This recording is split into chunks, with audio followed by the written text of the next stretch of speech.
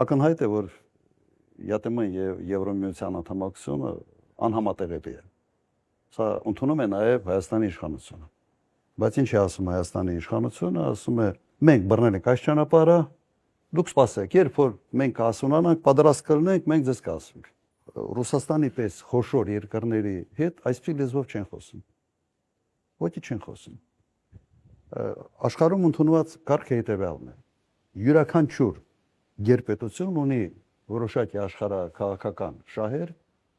եւ ինքը իր հարաբերությունները, իր առևտրային ռեժիմները համադրում այդ շահերի հետ։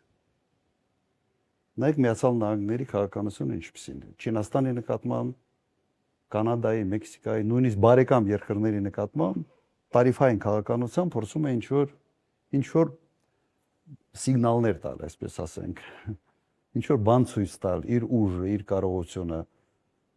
Այդ տեսանկյունից Ռուսաստանը չափազանց համբերատար է, չափազանց համբերատար։ Բայց մոտեցումը հետևյալն է, եթե դու բարեկամ երկիր ես, ուրեմն քո հետ մեկ առևտրային ռեժիմների մեջ կարող ենք լինել։ Եթե դու դուրս ես գալիս այդ բարեկամ երկրի կարգավիճակից, գնում ես դեպի երկրներ, որոնք Ռուսաստանի հետ ճշնամացած են այսօր,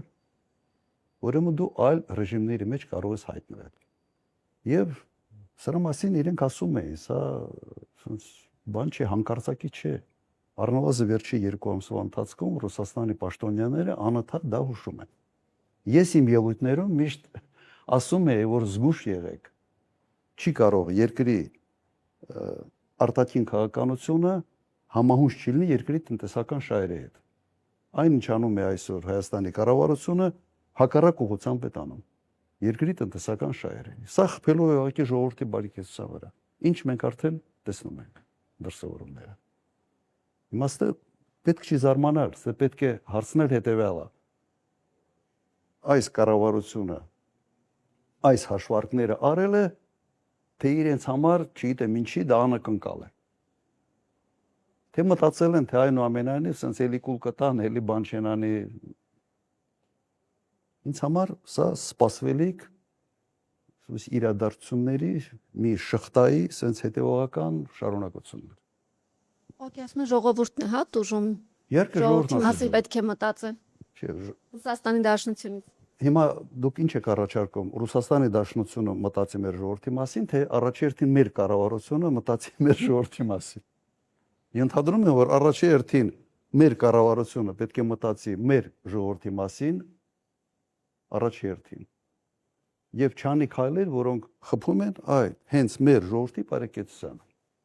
Իսկ Ռուսաստանի Դաշնությունը ինքը առաջնորդվելու է առաջի հերթին իր պետական ազգային շահերով։ Ուրիշ մոդել ուղղակի չկա։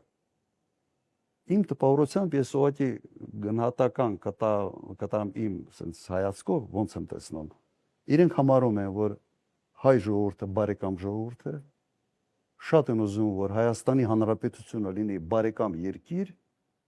բայց այն հարցազրույցները, այն հայտարարությունները, որ անում են պաշտոնյաները, նշանակում է, որ բարեկամ երկիր տեսնելով Հայաստանին, իրենք տեսնում են ոչ բարեկամ